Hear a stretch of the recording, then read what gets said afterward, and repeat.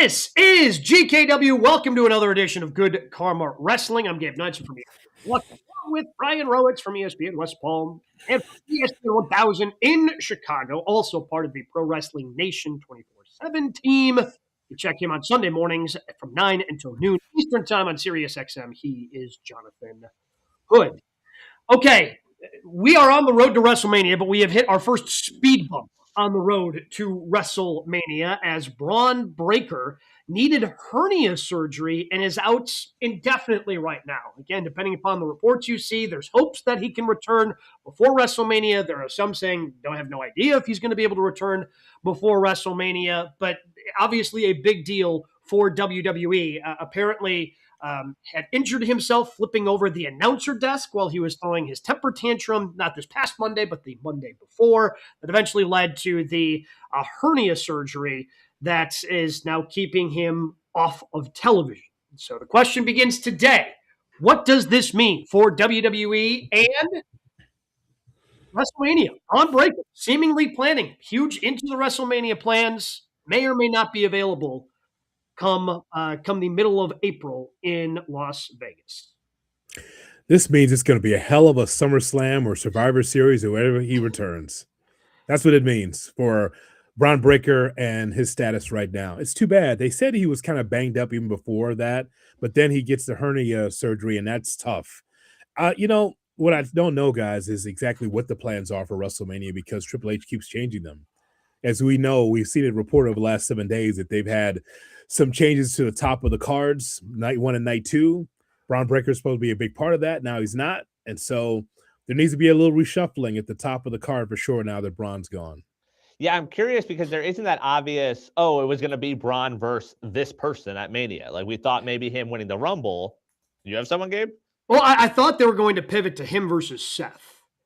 And my assumption being that while the man in the black hoodie and mask is not Seth Rollins right now, that it is eventually going to be Seth Rollins because they believe he will be healthy enough to wrestle at Mania. But obviously, now that's up in the air. Right, that's a big if. That's, who knows? Because I'm not really interested in Seth going, I assumed he would go through the rest of the division on his way to Bron Breakker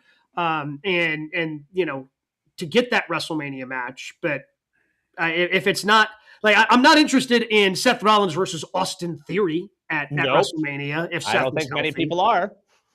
So my guess is it would have to be then Seth versus Big Bronson Reed. If that's the direction they go, who knows? Because again, I assumed whoever the masked man was, again, I'm taking a leap of faith saying it's Seth, that him versus Bron would have been a good WrestleMania match. Like that would have made sense. Storyline wise would have been a good match in the ring. Makes a ton of sense. But now I don't think you can book that. I don't think you can count on that.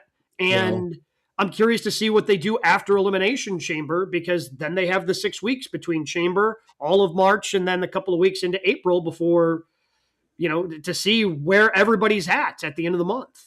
I am hoping that adds to the intrigue of the storytelling where Bron has signified himself as the leader of the division. Now with him out, who becomes that leader? Because it could be Bronson, it could be Logan Paul, and I'm fine with both those options. I think, we've talked a lot. The WWE has a old person problem in terms of creating new stars. Bron was going to be that guy. You now have that hole. Is there someone that can fill that? And if they give Bronson the ball to run with it, I don't hate that. I think that could be entertaining, and I'd be interested to see him and Rollins at Mania.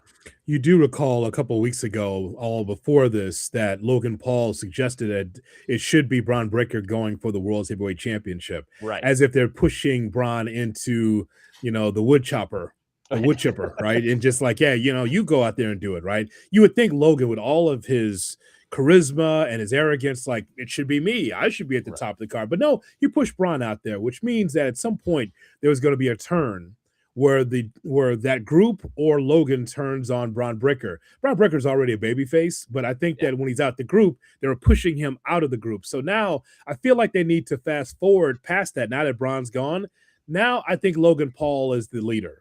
And I think he's going to show that he's a leader of the group.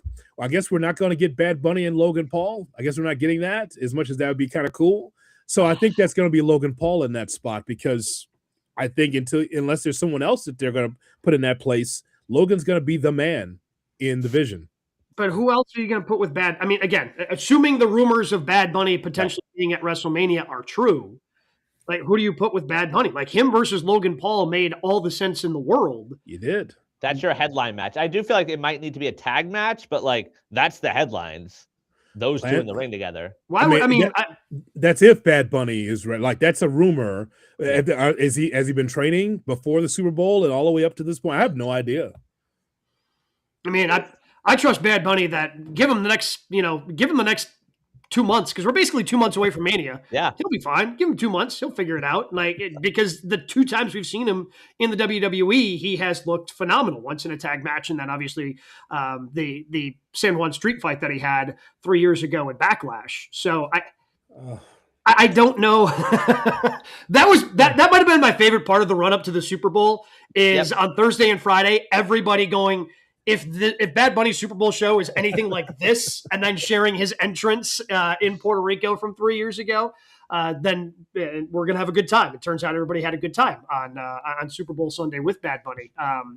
But I don't know. Like, to me, you can't.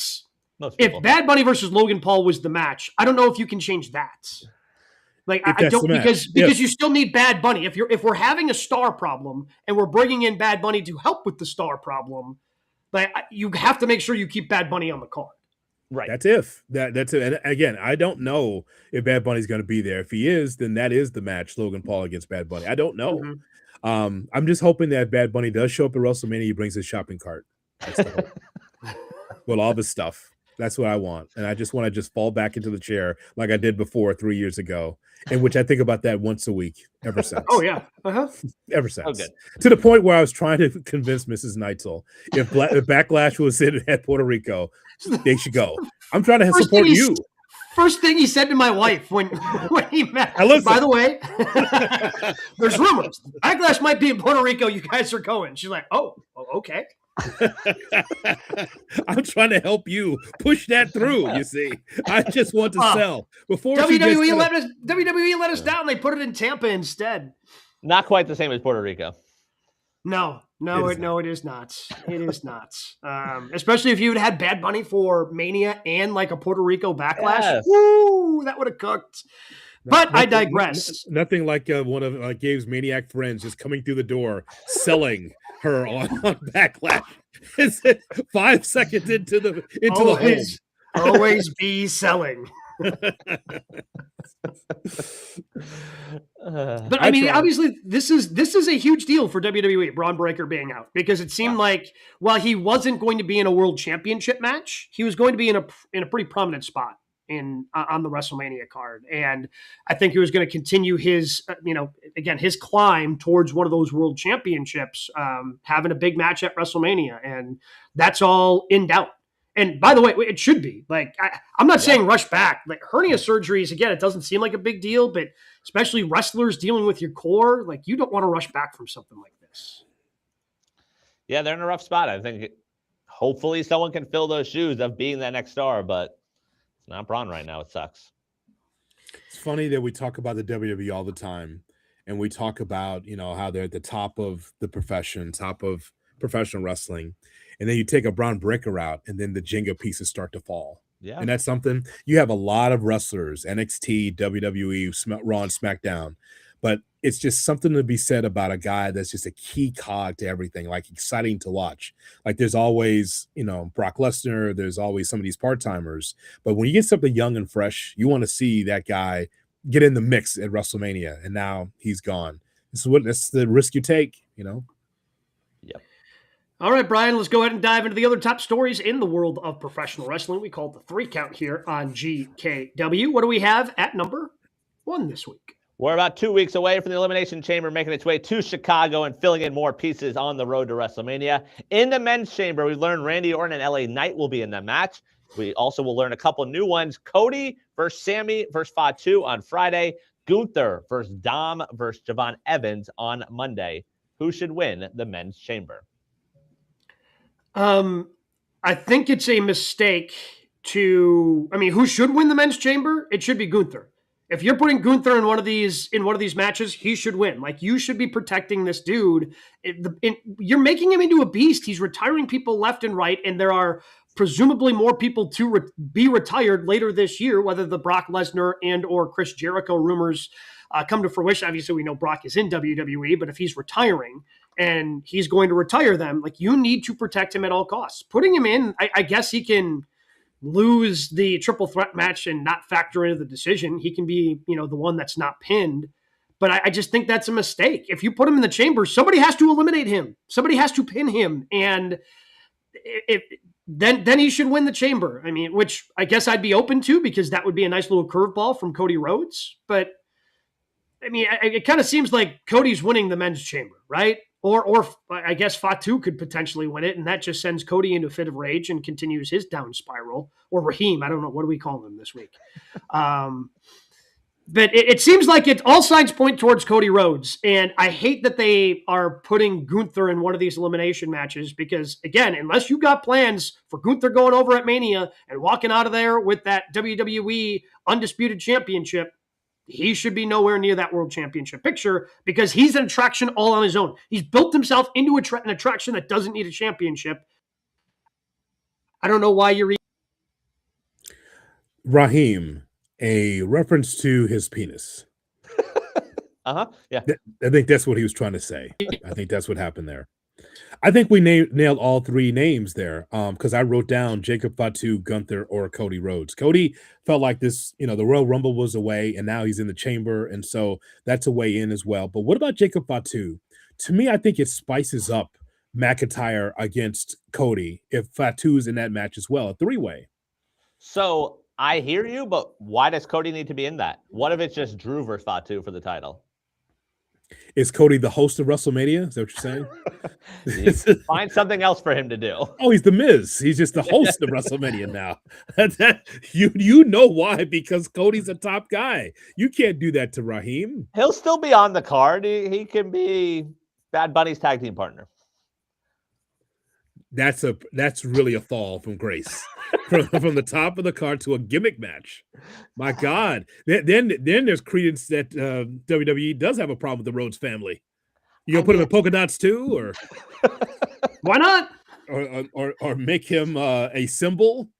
I'd be much he's more androgynous. Goddamn. Drew versus Fatu, just one-on-one. I'd be a lot more interested than having Cody involved. I'm just saying, like, it may not be a three-way, but I'm saying, like, Fatu to me would freshen up something that we've seen, because we've seen Cody and McIntyre a million times. A million times.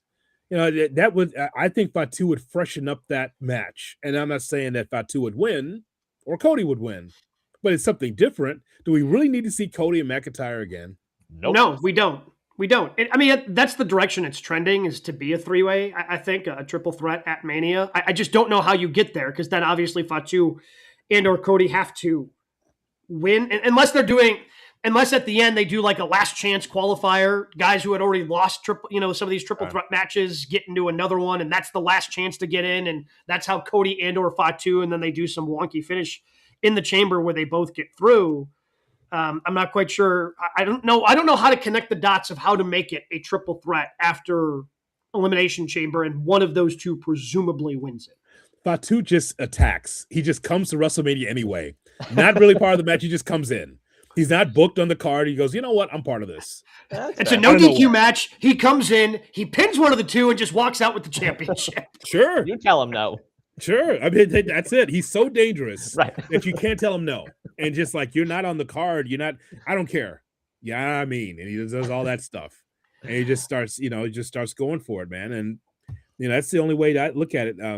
Those three we're talking about. So Gunther on the men's side, my God. So Triple H was trained by Killer Kowalski.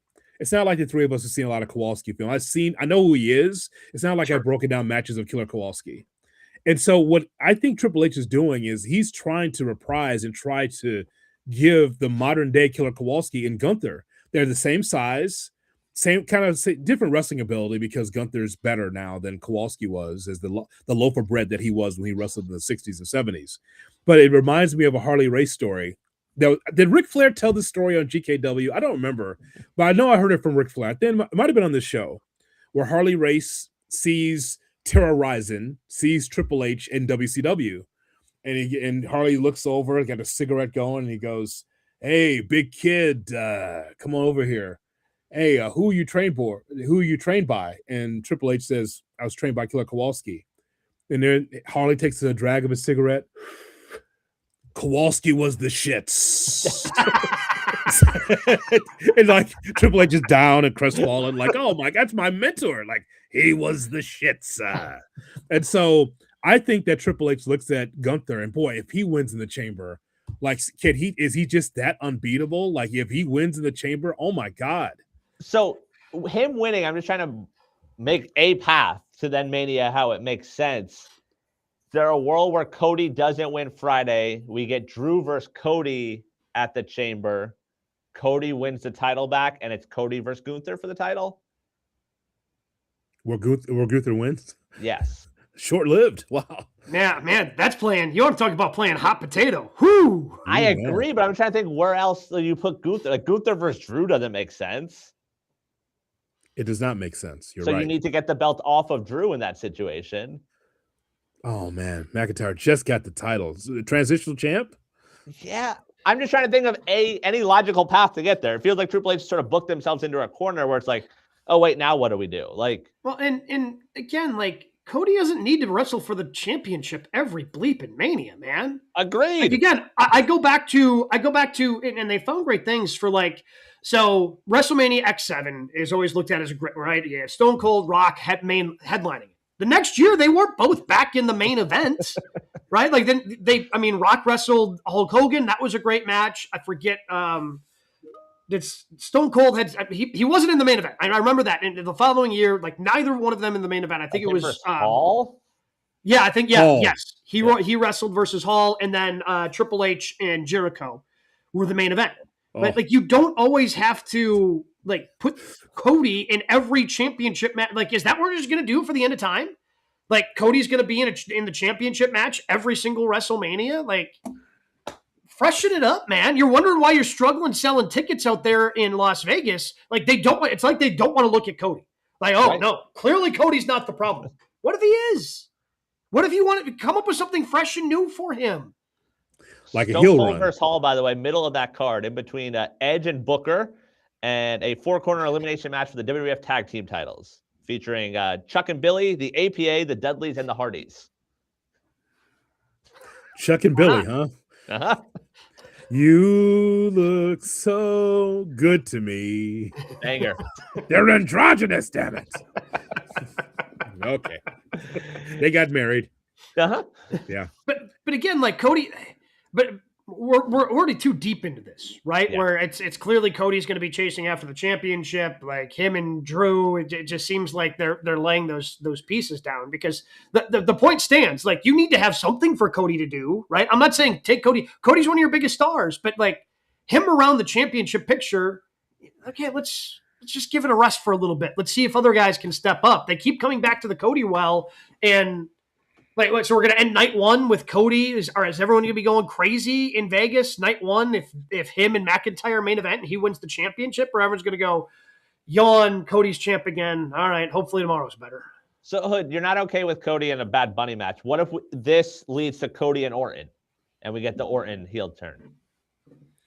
Will this happen before WrestleMania? Will this happen? Something happens in the chamber that sparks something, and then we go down that path, and it's Cody versus Orton at Mania, no title involved, and the title match is just Drew and Fatu. I can take I can see Cody and Randy. That's a fresh match. 2 generations, the Rhodes family, the Orton family. I think you could tell a story there. I'm just let you know that's going to cement Cody further as a babyface. I thought he was kind of turning toward heel as Raheem, but apparently not. So just so you know, like, I thought that we're closer. Wait, we're booing the thing that he was assuming Raheem was famous for? I thought that thing was kind of universally cheered. Do you know what's going on in this country? So I would say no. I would say they're against the penis joke from Charlotte. That's what I would say. Yeah, I mean, it feels like they're in a sticky situation, because maybe they can do something to make it interesting and turn this into a triple threat, because they can't do, I'll agree with this, they cannot do straight up Drew McIntyre versus Cody Rhodes. Can't do it. Can't do that because that's going to make people get to the end of Mania, assuming it main events night one. And this probably includes our guy, Brian. They're probably just going to leave before the main event so they can go check out all the other shows happening in Vegas, right? Like, we got to get to the other ones. Let's try to get there early because we've seen it so much. There is a midnight show I want to get to this year that is of night one of Mania. So I'd rather be there. See, he's already got it planned out. I'm telling you. Telling you, got it planned out. Yeah. It's Janela. That's what I thought. The spring break, I believe, is that night. Yep. Here we go. Oh, my God. Yep. The Immortal Cluster is Saturday night. 10 p.m. So a little earlier. So who needs to watch Cody and Drew? I'm going to head over there. That's what I'm saying. Like, you got to make sure you draw these people in because, maybe Fatu does that and they make it interesting. But right now, the run that they are currently pointing towards of those two, like I'm not interested in a Cody Rhodes chase right now for the championship. Like if they made Cody Rhodes start over and have to run through some people to get up there, maybe I'm into that. But him just losing the championship and still being at the front of the line, meh. Agreed. Well, on the women's side, Rhea Ripley and Tiffany Stratton have qualified. Friday, we have Alexa Bliss versus Julia versus Zelina. Monday, Asuka versus Bayley versus Natty. Who should win the women's chamber? I'm going to need you to stop chiming in before Gabe can introduce you. Again, another week of this. There's a format here, damn it. 2 count. Two. The quick count. Natty should win. But I believe I have made my case for Natty. Again, not Natalya, but this version of Natty, the ass-kicker Natty. She should not be losing anytime soon to anyone, anywhere. I'm disappointed that they did a no-match thing on Monday Night Raw. They should have just had her go in from pillar to post and had her absolutely destroy Maxine. I mean, she still destroyed Maxine. It just didn't count in a match. Like, just, hey, dust that off your feet and let's put a rocket on her and get her to the top. Unfortunately, I do not believe that is the way that this is going to go, though. So does this mean Tiffy or Bayley? Because that's the two I wrote down. Yeah, it feels like Tiffy. Tiffy and Jade. Tiffy is the face. Tiffy and Jade. Yeah, I could see that. And the reason why I have Bayley as a wild card is because I think that she deserves to have a bump up at some point here. I think even with her kind of strange character development, it still doesn't feel like a top lady like she used to. Does that make sense? Like no, to me, 100%. It doesn't seem like she's like vying for any women's championship. She seems like she's still kind of middle card. Makes me wonder whether or not she's going to be there for the long haul. Is there a contract renewal that I'm aware of? I feel like didn't we talk about this last week? Yeah. The possibility of her going to AEW to team. Have they bailed on that like split personality thing? It didn't get over. Because it feels like we were getting stuff backstage, and that was fun. Yeah, and we never really saw it out in front of the crowd. You know, where she would just like flip between the two. Didn't get a ton of that. I mean, some, not a lot. But if they were to go Bayley, that to me would be more of an indictment on Jade Cargill. Because we've talked about Jade. Like, Jade has so much going for her. The in-ring work is not one of those things. And it's gotten better, but it hasn't gotten a ton better. But again, she looks, if you turn on the television and you see her holding the championship, like, yeah, that makes sense. Uh-huh. I mean, look at her. And again, the way she can cut promos, she puts down people as a heel, like, it's all great. So to me, if Bayley were to go over, it would signify to me, it would say more of, hey, Bayley is this trusted hand. Like, she is a veteran. She is tremendous in the ring. She is going to get the most while continuing to try to put Jade Cargill over. That's what it would say to me if they went Bayley over Tiffy. Because again, Tiffy's in-ring work, while good, isn't of the caliber of, like, Bayley can have, we always said it about HBK, Bayley could probably have a match at this point with a broomstick, and she'll put the broomstick over and it'll look great. And it'll be fantastic. I don't think Tiffy's quite there yet with her in-ring work. So if they went with someone like Bayley, it would say, okay, we want to make sure this is a good match, and that's why we're putting Bayley in this spot. Which I'd be fine with. So, like, I saw a stat floating around. Jade has been the women's champion for over 100 days now. Yep. Do you know how many title defenses on television? Hood's got it right. It is a 0. Mm-hmm.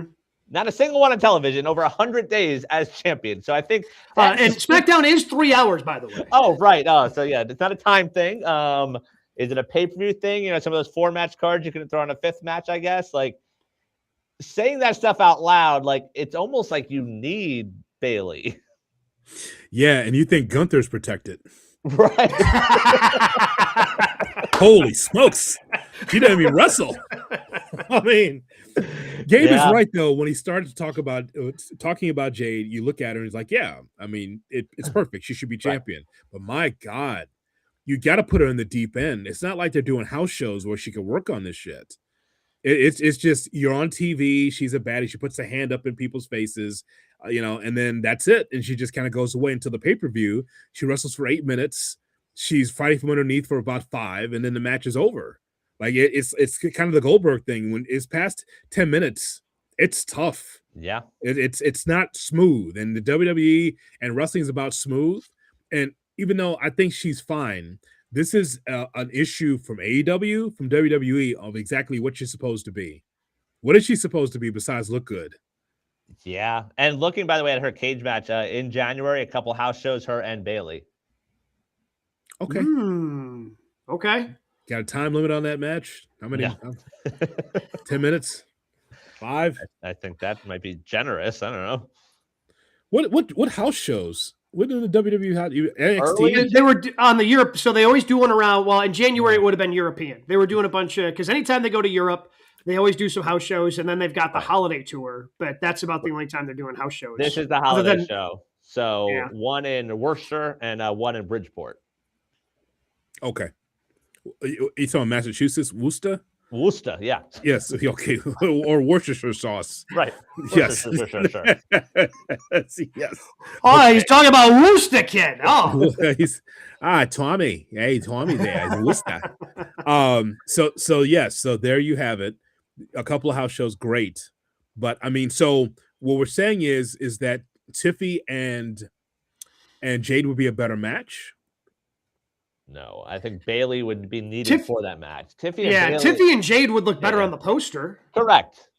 And the lead up could be good. We've seen, Tiffy on the mic, maybe crosses the line a little bit, but could be fun there. Oh my God. But then the bell has to ring. Brandon Phillips wasn't that good. Woo! Brandon Phillips. Could you imagine if Tiffy crossed the line again? Brandon Phillips rolled out over to second and short every time I saw him play. Woo! And she leaves the ring. A shot at Brandon Phillips, the old Red. Could you imagine? No. I'm lying again. Other options. We've talked a lot about Raquel the last few weeks. Is there a way you get her in and she challenges Jade?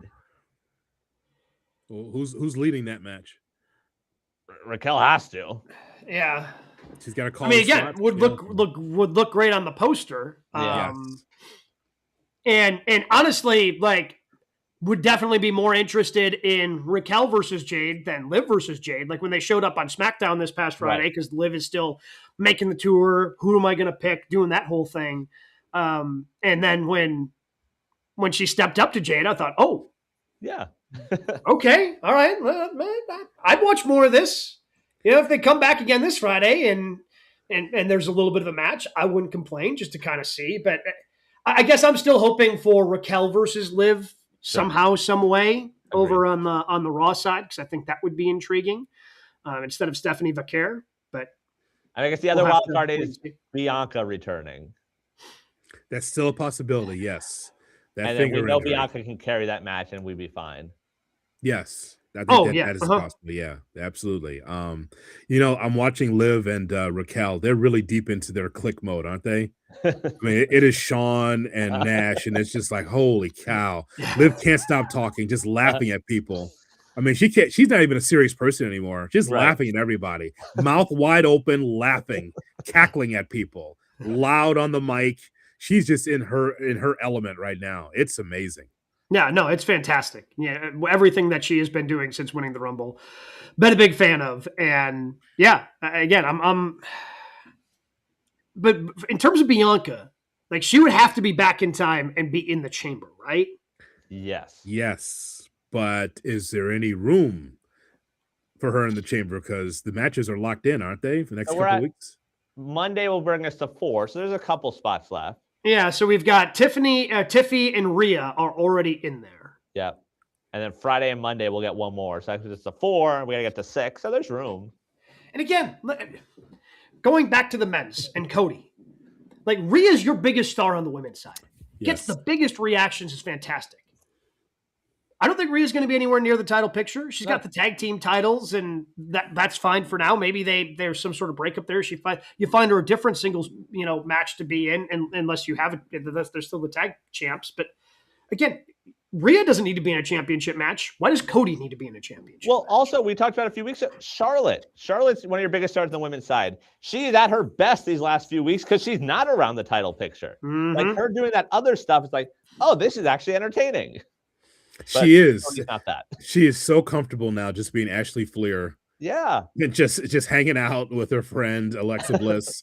and it it takes the pressure off. It's just like, I'm part of a tag team. It's all good. She knows she'll be back in the title picture at some point, but at this point in time, chilling out as a tag team wrestler. Yep. And we're not saying Cody never needs to be in the title picture again. Just like step back for a little bit. I'm just saying, take a year off. Yeah. Doesn't need to be in the championship match every WrestleMania. Like that doesn't need to be a thing. The Cena era would like to have a word with you. That's fair. Every pay-per-view, Big Match John was there. Him and Rock still main evented, but there were times where he didn't have the championship, like Punk and Jericho at that Mania when they went the one that wasn't on the line the first time they did Rock versus Cena. But you know what that was, though. Like anytime that John Cena was on, title or not, he was the guy.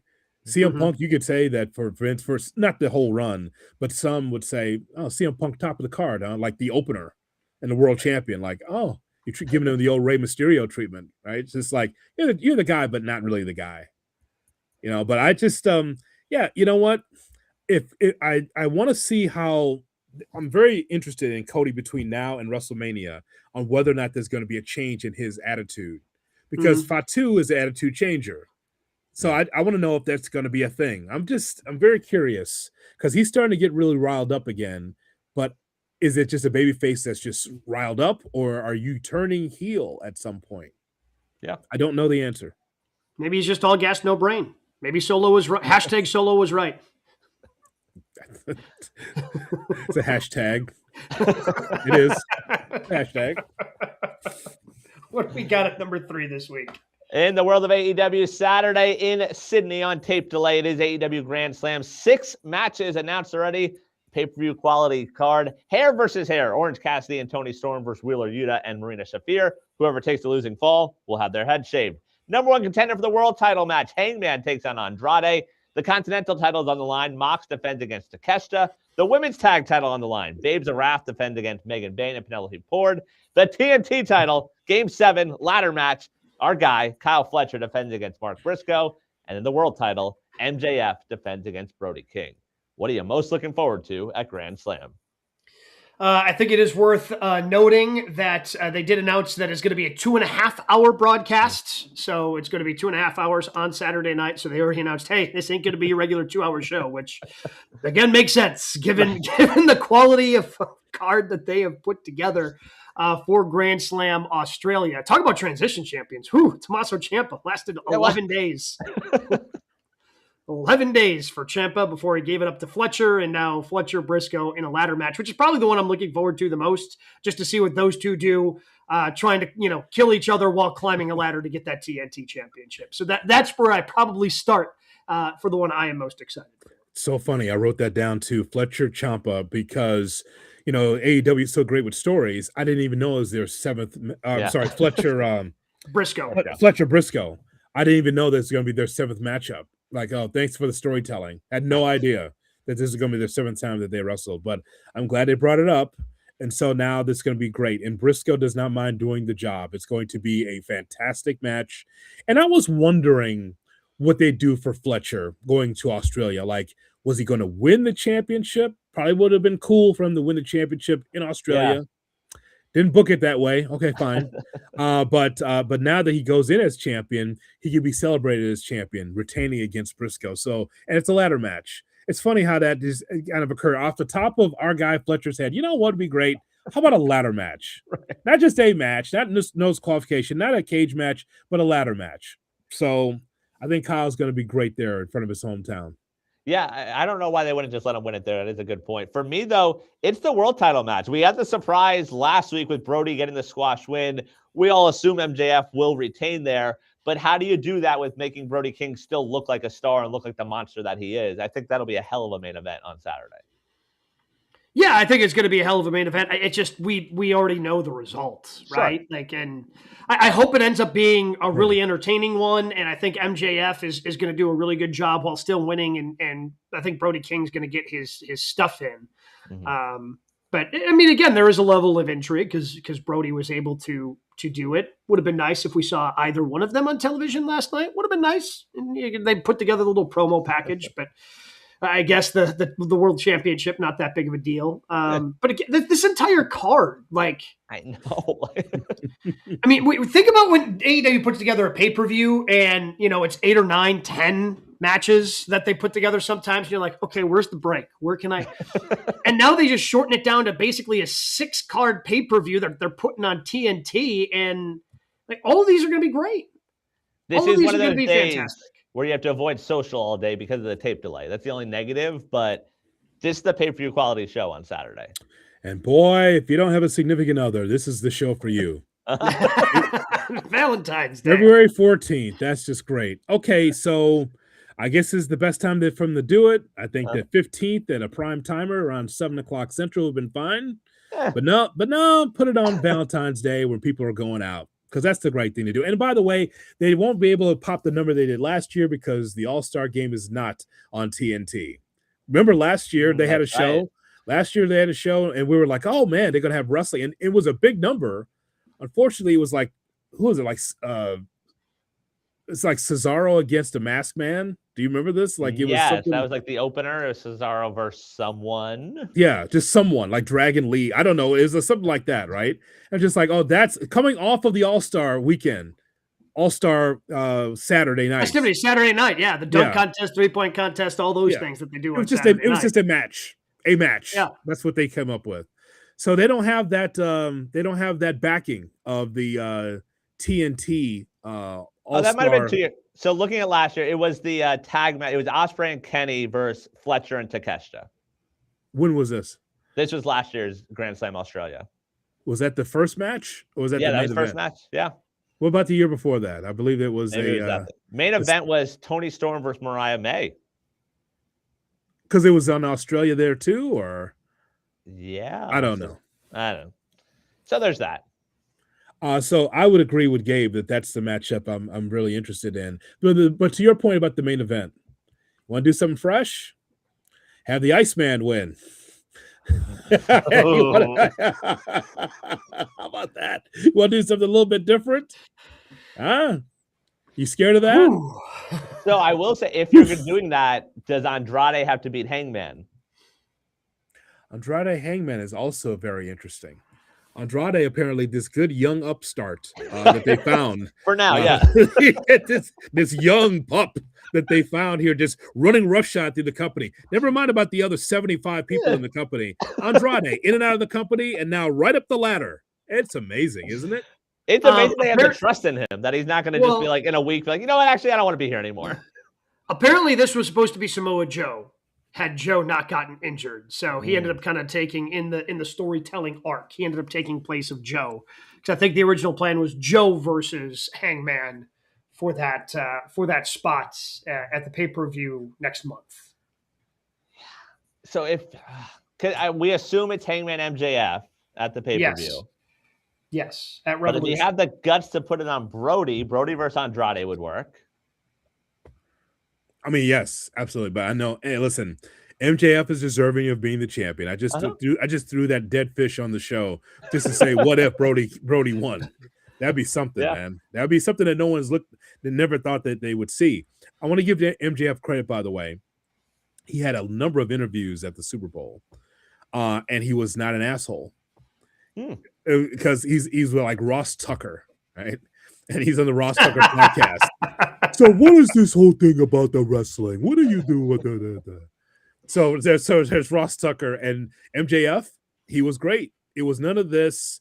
He of course he put himself over because that's what he does. But he was a great representative for AEW at Radio Row when I was told. So it's great. I mean, so that's the guy moving forward. He's a champion and he represented himself very well.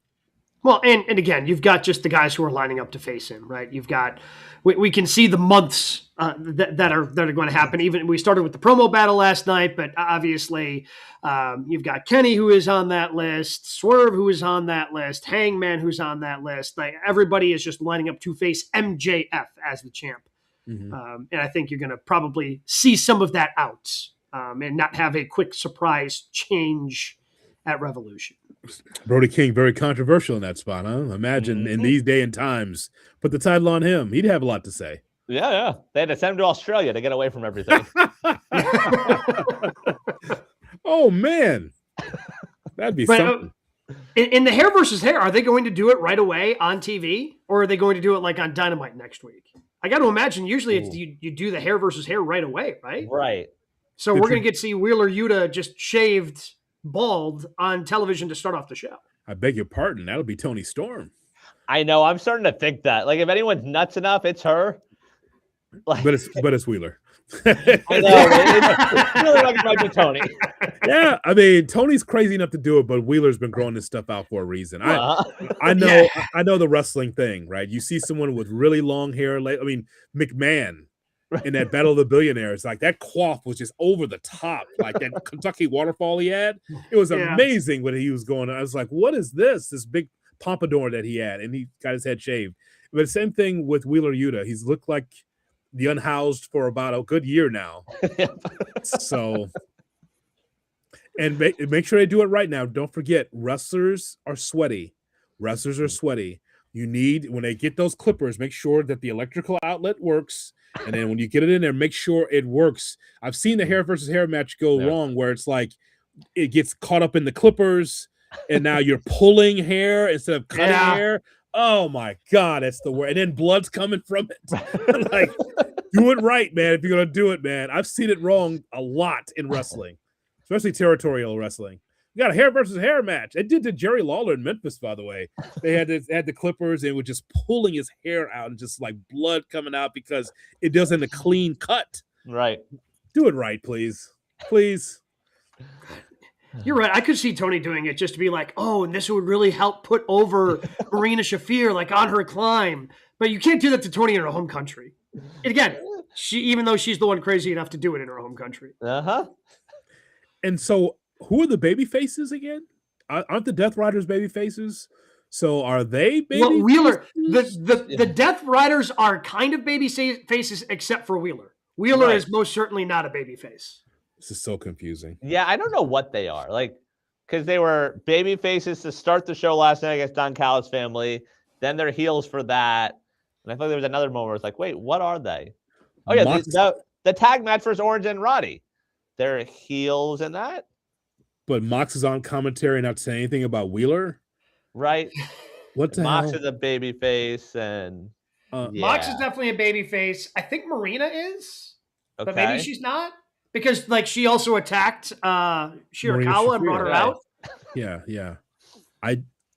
How could you be a group and have some of baby faces, some of the heels? That makes no sense. Zero sense. We talked about this weeks ago. Like, I can't root for a group that has Wheeler Yuta in it. Right. We're supposed to hate him, right? And also Lockbox Mox. Right. He locked the championship away. That was months ago. This guy still apologizing for Moxley. This guy here. Once a Mox fan, always a Mox fan. He's putting the championship on the line. Like, what do you want? He's not doing it anymore. That's the old Mox. Yeah. He's got a new championship, and he's got it up for the world to see, Hood. Should appreciate our Continental champion. And Bryan Danielson has to sell it as a babyface. A guy to try to murder you on TV. He's sitting next to you at the commentary booth like nothing happened. Yeah. You know? Nonsense. Although I am glad we had Danielson on commentary. I think he was great in the strap match. Yeah. Yes. Which apparently had his blood still on it. Which I thought was a great note. Whether it was true or not, I thought it was a great little thing for him to add. Like, oh yeah, I had a blood. I couldn't get my blood out of this thing. Which is such a Danielson thing to say. But either way, again, I think like I will not be able to watch this on Saturday nights. I am going to be hanging out with my wife. It's odd timing, but again, it's the way sports are. The Super Bowl is on Valentine's Day next year, so it's a good lead up to that. Prepare you for next year. Yeah, I'll check out Grand Slam on President's Day. Thank you. What do we have at news and notes this week, Brian? All right, some injury news in the WWE. Friend of show, Chelsea Green, suffered an ankle injury last week that many expected wouldn't result in a long layoff, but she took to Instagram herself to let the world know her ankle is in fact broken, which is going to result in an extended layoff. I'm sure Michael Hayes is happy. Bummer, because then she had to lose. She ended up losing the AAA mixed tag team champion in a match she wasn't even in. They replaced her, and then they lost, and now she has no championships. Our wrestling is worse off without her in it, so I hope it's a speedy recovery for our girl Chelsea Green. She also, though, is someone that I think will still be on our television despite the injury. Why? Because SmackDown has 3 hours to cover? That, and she's that entertaining. Like, the match is like, oh yeah, they'll happen eventually, but her being pushed around in a wheelchair, her doing the backstage stuff, there's still stuff for Chelsea to do. Co-GM? No, that's TNA. Can't do that. Oh, right, yeah. Yeah, you can't do co-GM because that sucks. But yes, we feel bad for her because she's a friend of the program, and hopefully she's on the mend soon. Michael Hayes, though, says, hey, she'll never be nothing but a comedic character. Hey. Okay, when she comes back strong, she'll be a baby face, and hopefully she'll find championship gold. Yep. WrestleMania is only a couple months away from taking over Vegas, but they'll only be taking over Allegiant Stadium. Reports out this week that WWE is blocking Vegas bars and casino sportsbooks from showing WrestleMania 42. Ticket sales reportedly about 18% lower than they were at this time last year. Yeah, I think I saw a 50-mile radius around Vegas. So obviously they just talked to ESPN, and ESPN blacks it out, and not a great look for anybody involved. I know that. But this is what happens when you decide to go back to Vegas instead of going to New Orleans. I know that it's a deeper dive, so I'll be brief. I just know that Las Vegas has had a hard time having people come to Vegas because they don't have the international dollars that they used to. People would fly in from across the world to go to Las Vegas, and now down, what did I see, Brian? It was like 25%, something like that, as far as people coming to Vegas. And so now the sports books are not as full as it used to be outside of the major tentpole events that we know, the Final Four and Super Bowl and all that. But I mean, it's down overall. But so now you expect families of 3 and 4 to be able to pay through the nose more so than last time you were in Las Vegas. And now that sucks because, again, the family that drove or flew in cannot afford those tickets. They cannot. So you get what you deserve. This is not a WWE problem. This is a TKO problem because they do this with their boxing and their MMA as well. When you've got Nick Khan talking about your fans only in terms of dollars, and we haven't charged what we think we can charge, man, you got to appreciate your fan base because then they go away quick. And again, for Vince McMahon, for all of his flaws, understood how quickly that fan base could go away. Yeah, because they did. They went from, again, they were doing smaller arenas. There was smaller shows out of the Attitude Era, and then they were able to build it back up into what it is now. And one way to get people less interested is price them out. Yeah, when you have Nick Khan making Vince into a sympathetic figure because he cared about family pricing, I think that speaks to what path they're going down. It's not great. TKO. Think about that statement. Right. Which is 100% true. Making Vince a sympathetic character, that's hard to do. Vince understood that wrestling is for not for the affluent, it's for the poor and the middle class too. See, TKO doesn't understand wrestling. That's all. They just see dollar signs. And fine, God bless them. When they go internationally, they make a ton of money. But come stateside, the wrestling has always been built on every economic ladder, all of them. If it's people that are poor, they will find a way to say, you know what, we're going to get all our pennies and we're going to go to the wrestling match, even if we get sit at the top of the stadium. We're going to get there, right? Cheap tickets, but we're going to get there. And you see that top row, that upper deck. A lot of people are getting the cheap tickets, but they're selling it out because they want to be there. It's not for those that are affluent or upper middle class and people that have that disposable income. It's for all incomes, wrestling. It's always been that way until now with WWE. So good luck. Yep.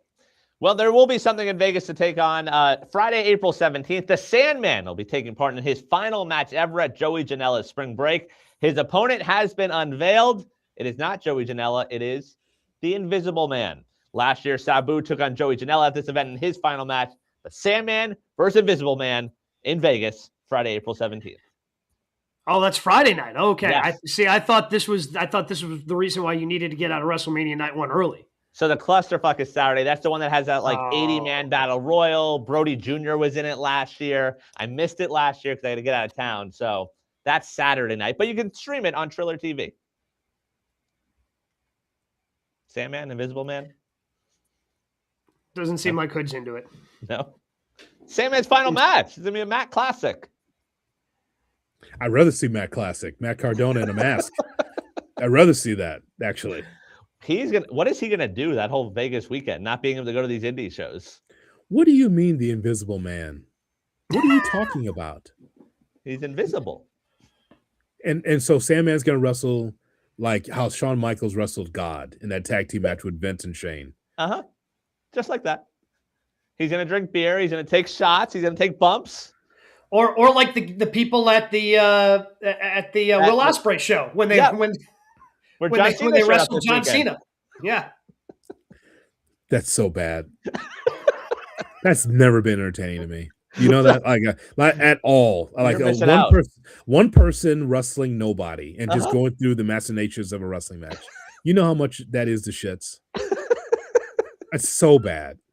I mean, the Invisible Man is not as over as blanking on the name. The doll that wrestles also usually Mania weekends. Kenny Omega would have a word. That doll is very over, more over than Invisible Man. You're gonna make Jim Cornette's head explode. Like Invisible Man makes sense if you're doing it with somebody like a Will Ospreay. Like Invisible Man versus Sandman in his last match. Please, guys, please. My head is splitting. Please. See you there. Right, let's get to actual matches. What'd you have for your matches of the week? Does it get any better than Fletcher Ciampa? Man, not really. Should have been on pay-per-view. You know, or maybe a Grand Slam, something like that. You know, it is true, guys, that it is strange that Ciampa had it for 11 days in 2 title matches, and honest to God, will never get back up there again. like he will get lost in the shuffle, even though it's a great story. Fletcher wins, but that was such a tremendous match. It was so good. It was tremendous. It was. I honestly, toward the end, I'm like, I have no idea who's going over. Had no idea. Literally had no idea who was going to go over. Like in back of mind, you're going, okay, Fletcher having the championship going into. I thought it was going to be a draw. I thought they're going to do a time limit draw, especially because, again, they sometimes tip that off when they have Justin Roberts jump on the mic. 10 minutes remaining, 5 minutes remaining. You're going, this is going to be a draw. And somehow, I mean, again, Fletcher won. I'm not mad about it. It was fantastic. I feel bad for Ciampa, but you know, it is what it is. When he did win, I just assumed I heard wrong that it was a title match. I'm like, oh, I guess it's just non-title. That's why he's winning. There was like, oh no, he's the champion now. I assume they run it back at the pay-per-view and do it again, but like Fletcher is Ospreay territory at this point where it doesn't matter who he's in the ring with. Like every single time he goes, it's 5 stars and it's unbelievable. So it goes MJF, Ospreay wins the title at All Out. All in? All in In London, at Wembley. Yes. Yep. In August. Yep. And then but I don't know if he's going to be back in time for that. Oh, he's fine. He's ready to go. It's not Bianca's finger. He'll be fine.